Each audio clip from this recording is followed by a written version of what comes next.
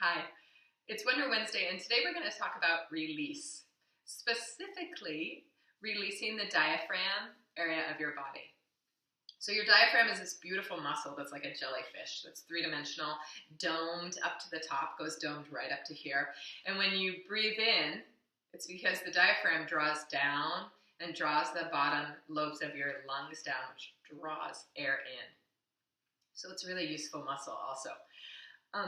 Because from what I've seen, there's a lot of the way that we carry our bodies in good posture is kind of out here, like a big open chest or strong, hardened position here. But what this actually does is the front of your diaphragm is open, but the back side of your diaphragm can get closed so that it's not flat anymore like a jellyfish like this. It's more like and this back part is getting pinched. So in order to release it, and really to release anything, you have to move back towards neutral first. We all have holding patterns. If you have a holding pattern of some kind, like say it's in your shoulder like this, to undo this tension, you have to find a way that you can first work with gravity to get this to be supported so that these muscles can start to let it down. If you just push it down, then you're using tension to counter the tension here. So it's really the same anywhere, but what you want to do first is support yourself so that you can start to release without making yourself release. So this is one of my favorite ways to release this area, but really it's great for releasing all the way around. What you need is, I'm going to use a chair, but a couch or anything soft will do, and something to lay on, like the floor. So I'm going to lay on the floor and put my legs up here, and my head, we'll talk about the head in a second. I'm going to support my head. So the position you're going for, you can see right now, I don't know if you can see, but when my calves are up on this chair, it's a little high for me, so my pelvis is actually off the ground. So adjust yourself. You can, if your legs are a bit longer, you can stick a pillow on top of the chair or the couch. And if your legs are a little bit shorter, sometimes you can put your hands underneath here. But you want your pelvis down and your knees right over your hips.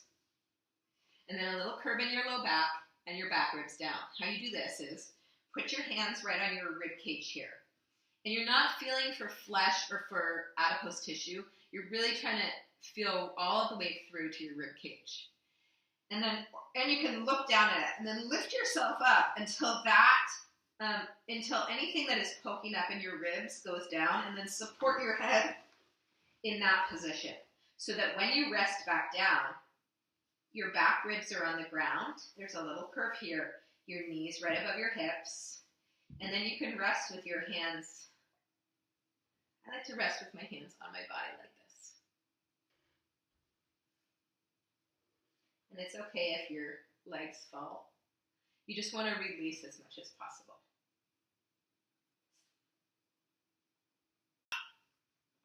One final note on this thing about releasing is that when we start to move into a place of release, when you're letting go of tension patterns, it can bring up a lot of stuff.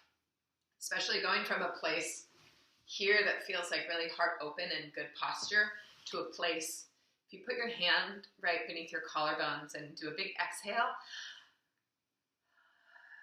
and allow your rib cage to come down, sometimes that can feel like bad posture and look like bad posture, feel like defeat or resignation.